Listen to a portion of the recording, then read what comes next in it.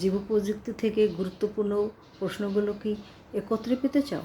তাহলে এই ভিডিওটি তোমার জন্য। হাই এভরিওয়ান, আসসালামু আলাইকুম।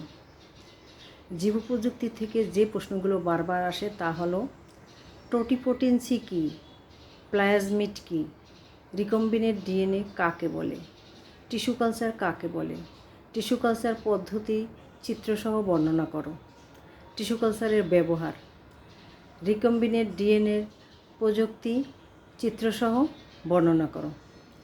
তারপর লাইগেজ এনজাইম কী, তারপর রেস্ট্রিকশন এনজাইম কী কাজে লাগে, তারপর টিস্যু কালচার এবং রিকম্বিনেন্ট ডিএনএর মধ্যে পার্থক্য লেখো, জেনেটিক ইঞ্জিনিয়ারিংয়ে ব্যবহার লেখো।